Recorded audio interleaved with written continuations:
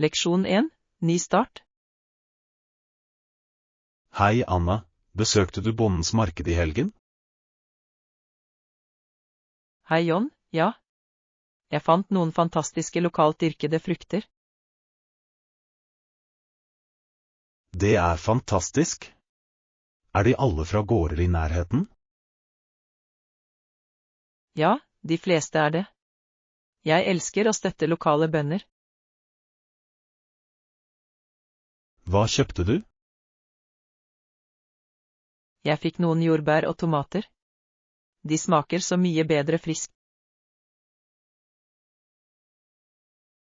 Jeg er enig. Ferske råvarer utgjør en stor forskjell i måltider. Apropos måltider, har du prøvd noen nye oppskrifter i det siste? Jeg eksperimenterte med en jordbærsalat. Det var deilig. Leksjon 2, digitale tilkoblinger. Hei Anna, hvordan når du målgruppen din for prosjektene dine?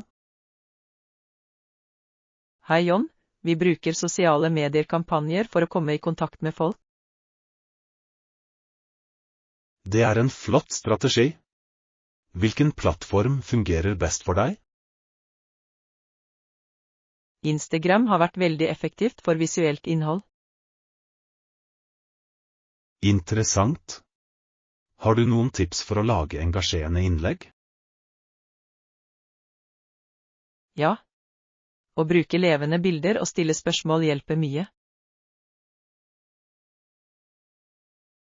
Det har jeg også lagt merke til. Hva slags spørsmål stiller du? Jeg spør ofte om meninger eller erfaringer knyttet til innholdet vårt.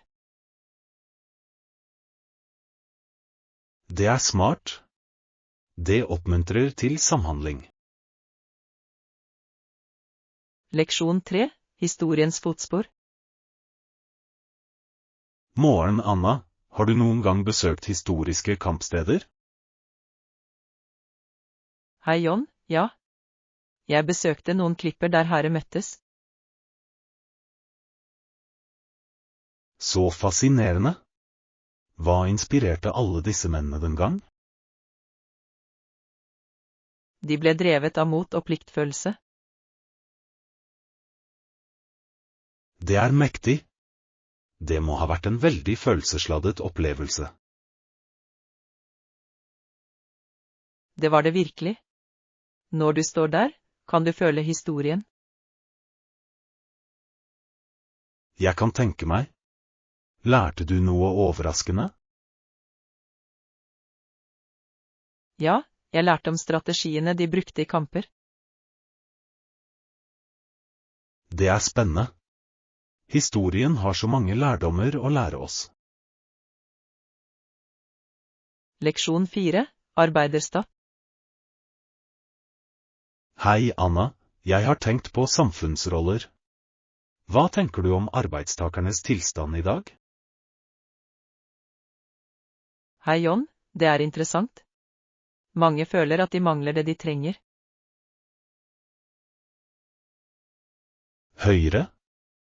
Det kan være utfordrende, spesielt i tøffe økonomiske tider.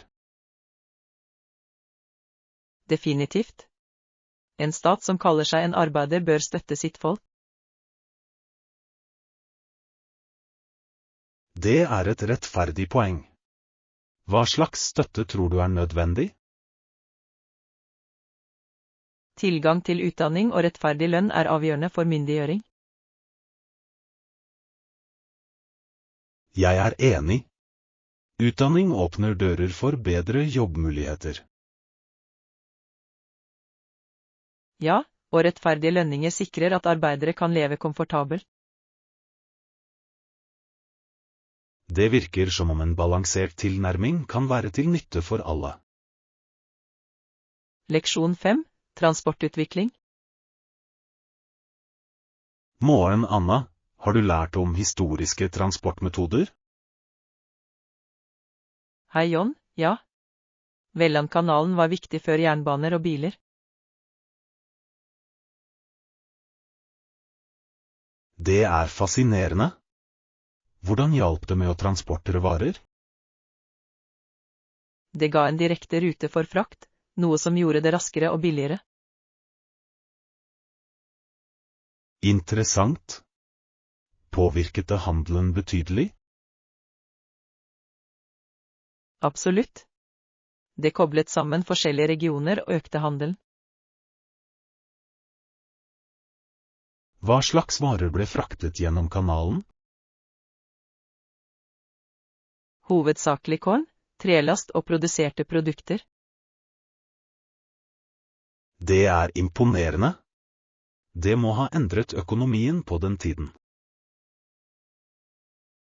Leksjon 6, olympisk historie. Hei Anna, visste du at det var en bevegelse i de olympiske leker for kvinner på 1920-tallet? Hei John, ja. Det er fascinerende hvordan det utfordret samfunnsnormer. Høyre? Kvinner kjempet for sin plass i idretten. Nøyaktig. Det banet vei for fremtidige generasjoner til å konkurrere. Hvilke hendelser var inkludert i de tidlige spillene? Det var friidrettsarrangementer, svømming og til og med basketball. Det er fantastisk.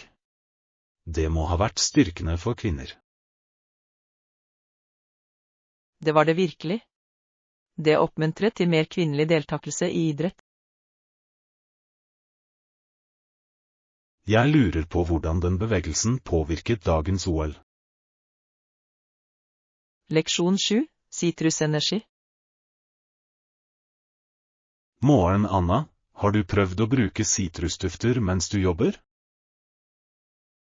Hei John, det har jeg ikke. Hjelper de virkelig med fokus? Ja, sitron- og appelsindufter er kjent for å øke energinivået. Det høres interessant ut. Hvordan bruker du dem? Jeg har vanligvis en diffuse eller duftlys på arbeidsplassen min. Flott idé. Jeg kunne også prøve eterisk sitronolje på rommet mitt. Det fungerer også.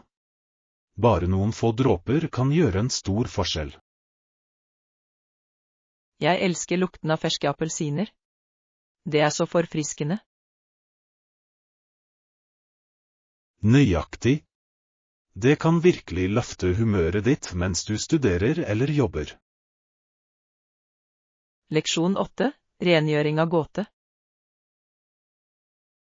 Hei Anna, har du sett rote på kjøkkenet? Hei John, ja. Det er litt av en katastrofe akkurat nå. Jeg er enig, det er definitivt en rotete jobb å rydde opp i alt. Det føles overveldende. Jeg skulle ønske vi kunne ansette en renholder. Det ville vært så nyttig. Men det kan bli for dyrt. Riktignok kan vi kanskje dele opp rengjøringsoppgavene i stedet. Det er en god idé. Vi kan lage en rengjøringsplan. Stor. Vi kan takle et område hver dag. Ja. La oss starte med oppvasken i dag. Leksjon 9, nyheter og oppdateringer. Hei Anna, har du hørt noen nyheter i det siste? Hei John, ikke mye. Er det noe interessant som skjer? Jeg leste noe om en ny kunstutstilling som åpner i sentrum. Og virkelig. Det høres spennende ut. Hva slags kunst er det?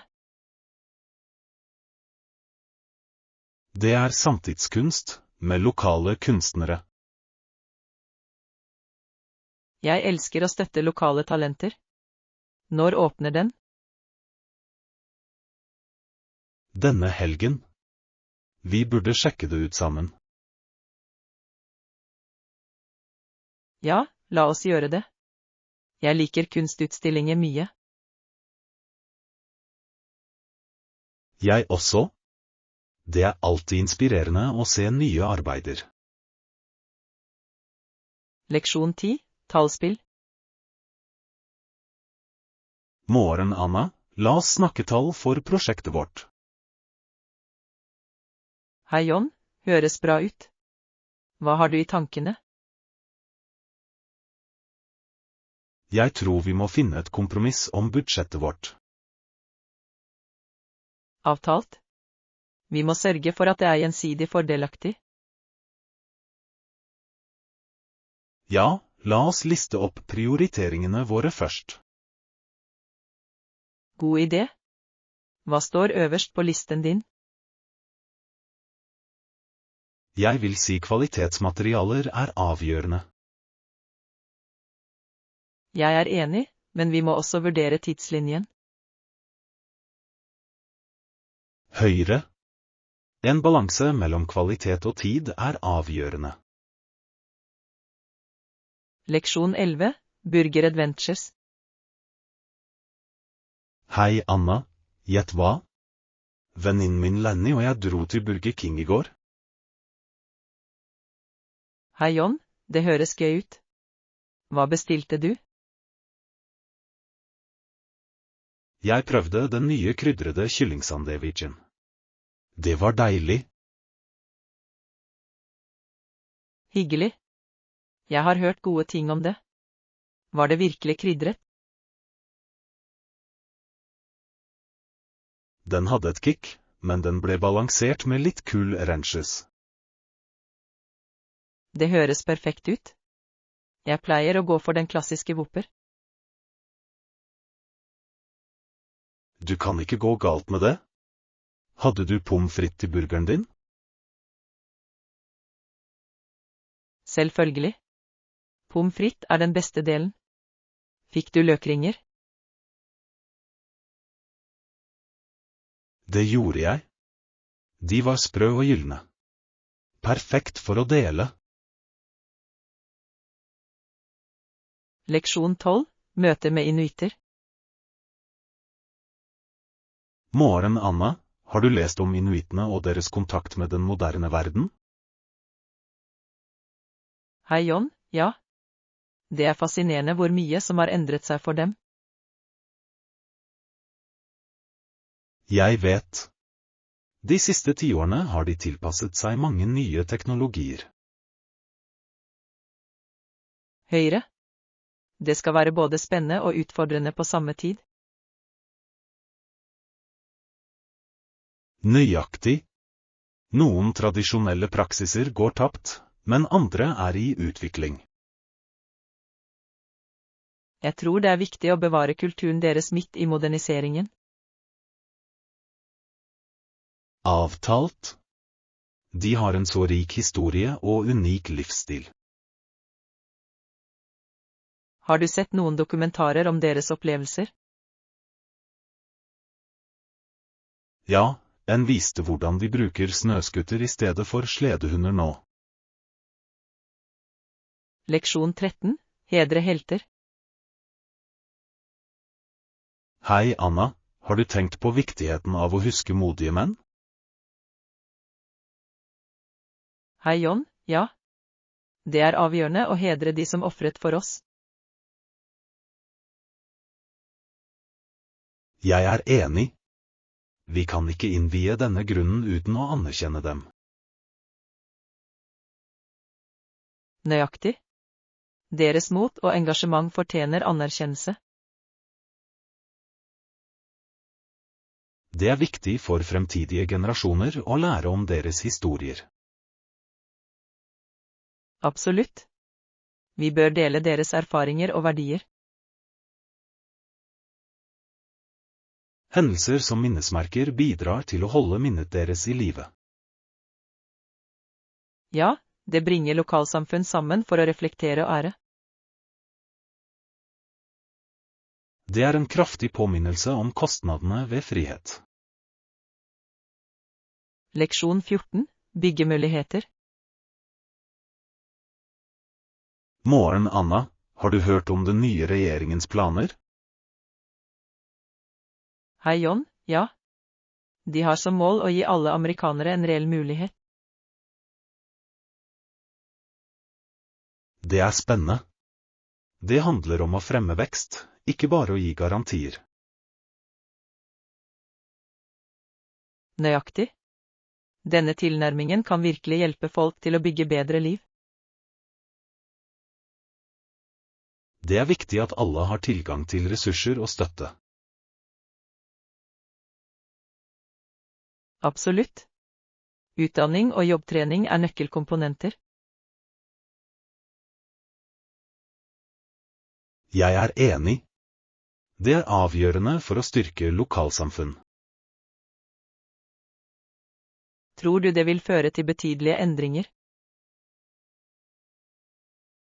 Jeg håper det. Det krever engasjement fra alle involverte. Leksjon 15, yogareise. Hei, Anna. Jeg hørte at du er interessert i yoga? Hei John, ja. Jeg vil begynne med nybegynner-yoga-videoer på nettet. Det høres flott ut. Har du funnet noen spesifikke kanaler ennå? Jeg fant noen som fokuserer på fleksibilitet og avslappning. Perfekt. De er avgjørende for nybegynnere. Nøyaktig. Jeg vil først bygge et solid fundament. Har du satt en tidsplan for treningen din? Jeg planlegger å gjøre det 3 ganger i uken for å starte. Det er en god idé. Konsistens er nøkkelen til fremgang. Leksjon 16, protokoller og sikkerhet. Hei, Anna. Har du hørt om de nye sikkerhetsprotokollene på kontoret? Hei John, ja.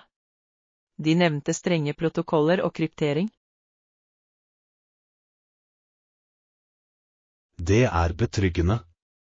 Det er viktig å beskytte sensitiv informasjon. Absolutt. Hva synes du om effektiviteten av disse tiltakene?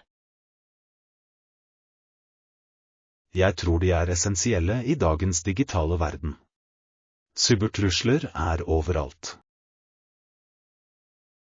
Jeg er enig. Men tror du det kan begrense vår tilgjengelighet? Det kan det, men jeg mener sikkerhet bør komme først. Det gir mening. Har du deltatt på noen treninger om dette? Ja, jeg lærte mye om databeskyttelse og sikker praksis. Leksjon 17, kjæledyretikett. Morgen, Anna. Tar du med deg hunden din på samlingen denne helgen? Hei John, ja.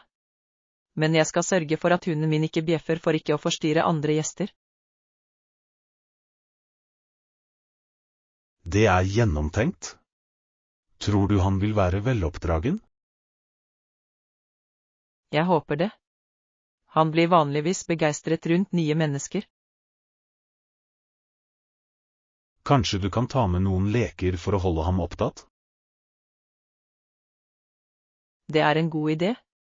Det kan hjelpe ham å holde seg rolig. Dessuten holder det alle glade.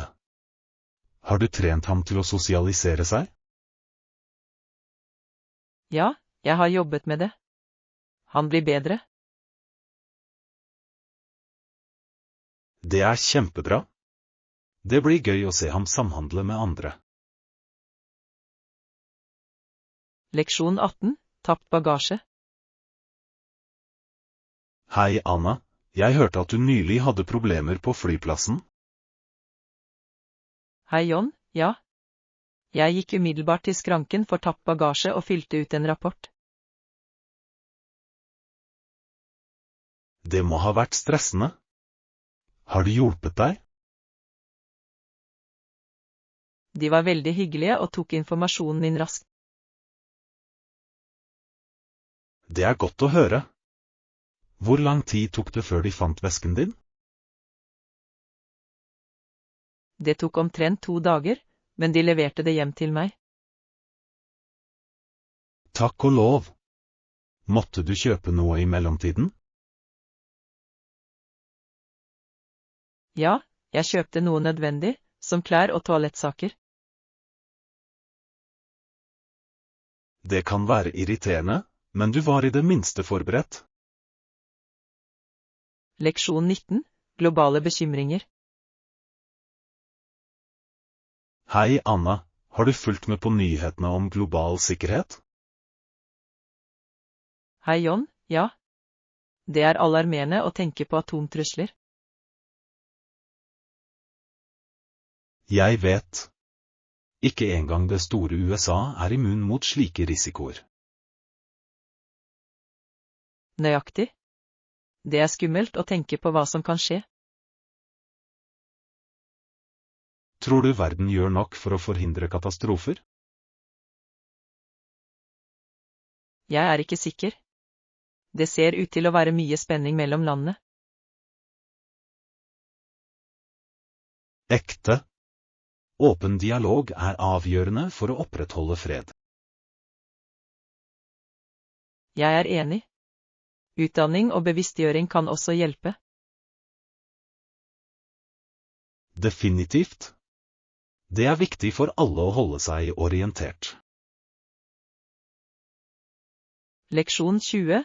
Prøvekjøring. Morgen, Anna, har du tenkt på å skaffe deg en ny bil? Hei John, ja. La oss prøve det og ta en prøvetur for å se hvordan det føles. Det høres flott ut. Hva slags bil ser du etter? Jeg vurderer en kompakt SUV. De har god plass og komfort. Godt valg. Har du noen spesifikke modeller i tankene? Jeg liker Honda CR-V og Toyota RAV4. Begge er pålitelige. Har du noen gang kjørt noen av dem? Ikke ennå, men jeg har hørt gode ting om monteringen deres.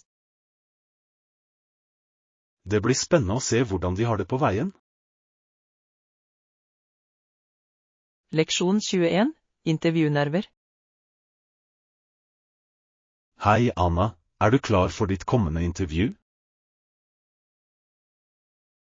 Hei John, ja. Men det kan være nervepirrende. Hva med deg? Jeg forstår. Jeg har en også, og jeg kjenner på presset. Det er naturlig å føle det slik. Hvilken stilling søker du på? Jeg intervjuer for en markedsføringsrolle. Hva med deg? Jeg sikter på en prosjektlederstilling. Det er spennende. Har du øvd på svarene dine? Ja, jeg har gått gjennom vanlige spørsmål og mine prestasjoner. Det er smart. Det vil hjelpe deg å føle deg mer selvsikker. Leksjon 22. Konferanseinnsjekking. Morgen, Anna, er du spent på konferansen i dag? Hei John, ja. Har du sjekket inn ennå? Ikke ennå. Jeg planlegger å gå til registreringsskranken snart. Registreringsprosessen er vanligvis rask, ikke sant? Ja, det tror jeg det er. Jeg håper å få merket og timeplanen uten problemer. Det ville vært flott. Er det noen høyttalere du ser frem til? Jeg er spent på å høre hovedtaleren om innovasjon. Det høres interessant ut. Jeg gleder meg til å lære ny innsikt. Nøyaktig. Nettverk med andre fagpersoner vil også være fordelaktig.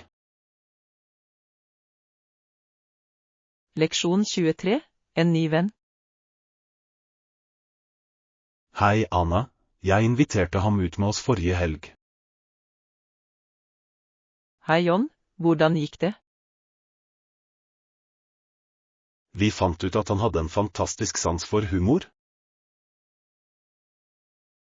Det er kjempebra. Det er flott å møte noen morsomme. Ja. Han fikk oss til å le hele kvelden. Delte han noen morsomme historier? Det gjorde han. Reiseulykkene hans var morsomme. Jeg elsker når folk kan gjøre lett av situasjonene sine. Nøyaktig. Han er sannsynligvis en av de hyggeligste menneskene jeg har møtt. Leksjon 24, tidlige reiser. Morgen, Anna. Har du lest om tidlig reise i Nord-Amerika? Hei, John. Ja. Avstander var en vanskelig oppgave den gang. Absolutt. Veiene var ofte dårlige eller ikke-eksisterende. Det må ha gjort reiser veldig utfordrende. Definitivt. Tenk deg å sykle i flere dager på tøffe stier. Jeg kan ikke tro hvor langt folk måtte reise for grunnleggende behov. Høyre. Det får oss til å sette pris på moderne transport. Sikkert. Det er utrolig hvor mye reiser har utviklet seg. Jeg lurer på hvordan de klarte å holde motivasjonen oppe under lange turer. Leksjon 25, håndtering av plast. Hei, Anna. Har du jobbet med måter å redusere plastavfallet på? Hei, John. Ja, det er prisverdig. Hadde du noen spesifikke ideer i tankene? Jeg tenkte på å bruke gjenbrukbare poser og flasker. Flott start. De små endringene kan gjøre en stor forskjell. Nøyaktig. Har du prøvd noen alternativer til plastsugerør? Ja, jeg bruker metallsugerør nå. De er enkle å rengjøre og varer lenge. Det er et smart valg. Jeg har også sett bambussugerør. Ja, de er også miljøvennlige. Har du vært med på noen lokale ryddearrangementer? Ikke nå, men jeg vil gjerne delta. Det høres givende ut. Leksjon 26, historiske invasjoner. Det er utrolig hvordan det endret regionens historie. Absolutt. Innvirkningen på urbefolkningen var dyp. Hva tror du motiverte Pissarro og hans menn? Grådighet etter gull og makt, tror jeg. Den drev mange oppdagere i løpet av den tiden. Ja, det er en sterk påminnelse om konsekvensene av erobring. Det er det virkelig. Å lære av historien er avgjørende for å forstå vår verden i dag. Tror du vi kan bruke disse lærdommene på moderne konflikter? Jeg håper det. Å fremme fred og forståelse er viktig. La oss fortsette å diskutere disse viktige temaene. De betyr mye. Leksjon 27, familiedynamikk. Hei, Anna. Hva tror du definerer en kjernefamilie? Hei, John. Jeg tror det handler om forholdet mellom foreldre og barn. Det gir mening. Brødre og søstre spiller også en betydelig rolle. Definitivt. Søskenforhold kan forme livene våre. Hvordan tror du familiedynamikken har endret seg gjennom årene? De har utviklet seg. Nå kan familier se veldig annerledes ut enn tradisjonelle. Ekte. Blandede familier blir også mer vanlig. Ja. Det er viktig å omfavne alle former for familie. Avtalt. Hver familie har sin unike historie og utfordringer. Leksjon 28. Viktig å reise. Hei Anna, måtte du bytte noe på flyplassen? Hei John, ja. Jeg må veksle litt valuta for turen min. Ja da, jeg trenger bare å se passet ditt for det. Ikke noe problem. Jeg har det her. Synes du prisene er gode i dag? Det kan de være. Det er alltid best å sjekke de siste prisene. Avtalt. Jeg håper jeg ikke taper for mye i byttet. Høyre? Noen ganger føles det som om de tar et stort kutt. Nøyaktig. Har du noen gang reist med lokal valuta i stedet? Ja, det har jeg. Det er fint å unngå disse avgiftene. Leksjon 29. Utendørs moro.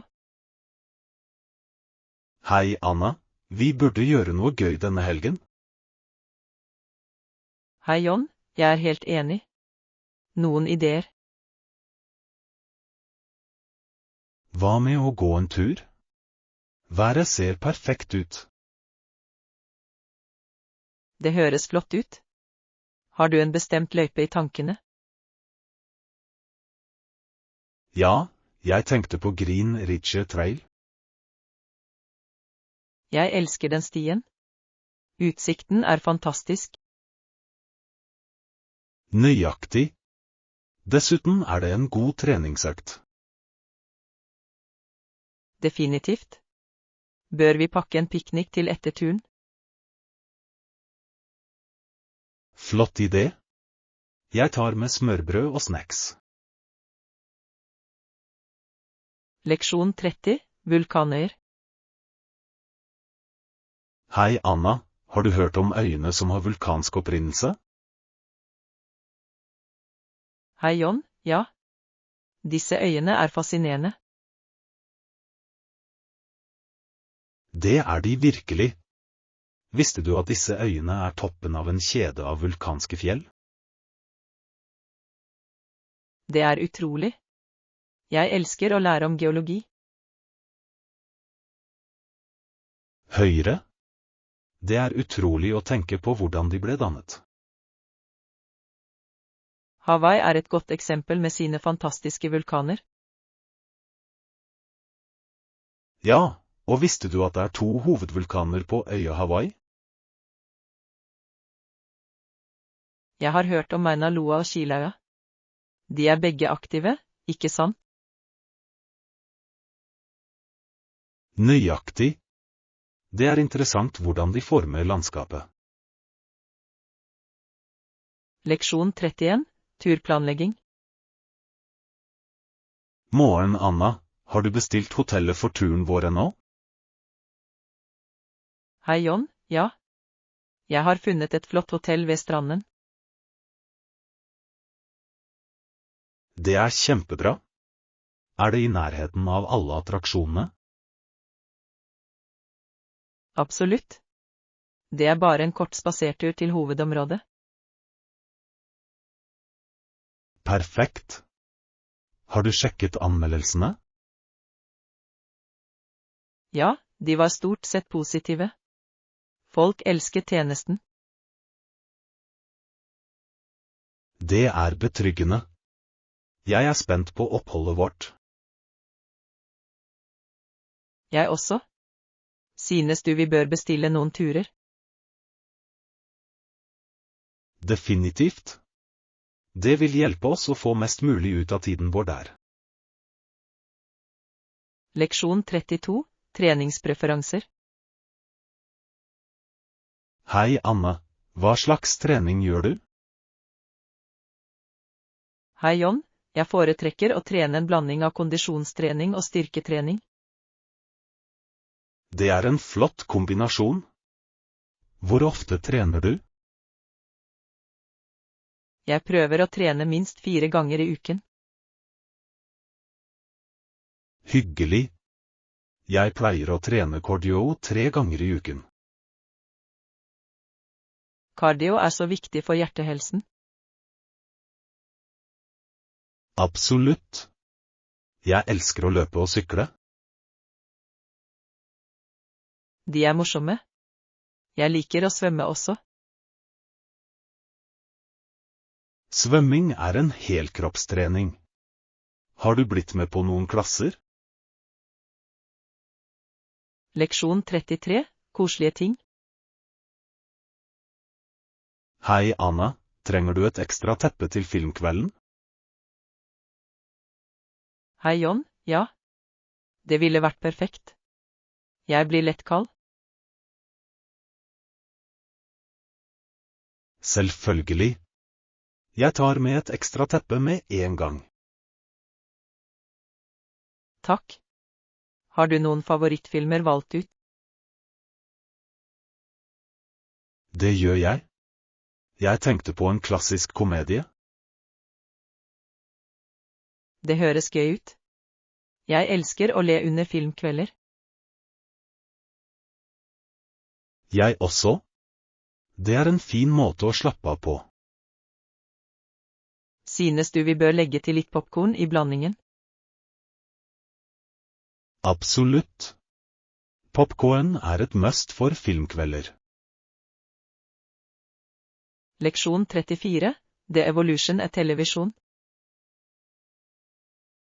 Morgen, Anna. Visste du at noen nettverk banet vei for andre TV-nettverk rundt om i verden? Hei, John. Ja, jeg har lest om hvordan visse nettverk setter standarden for kvalitetsprogrammering. Høyre. Deres innovative tilnærminger endret TV-landskapet. Det er fascinerende hvordan disse tidlige beslutningene påvirket det vi ser i dag. Faktisk. I dag betaler TV-rettighetene størstedelen av produksjonskostnadene. Det er sant. Det er interessant å se hvordan forretningssiden av TV fungerer. Ja, og det fremhever viktigheten av medierettigheter i underholdningsindustrien. Nøyaktig. Det påvirker også hvilke typer show som blir produsert. Definitivt. Etterspørselen etter originalt innhold fortsetter også å øke. Leksjon 35, Den perfekte forretten. Hei, Anna. Tror du på å ha en forrett før måltidet? Hei, John. Definitivt. Det setter tonen for måltidet. Hva foretrekker du? Noen vil ha en salat eller suppe før måltidet. Jeg foretrekker vanligvis en lett salat. Det er forfriskende og ikke for mettende. Det gir mening. En salat kan være en fin måte å inkludere grønnsaker på. Nøyaktig. Det bidrar også til å stimulere appetitten på hovedretten. Hva med deg? Har du en favorittsuppe? Jeg elsker en god tomat-basilikumsuppe. Det er trøstende og smakfullt. Det høres deilig ut. Suppe kan være så varm og innbydende, spesielt om vinteren.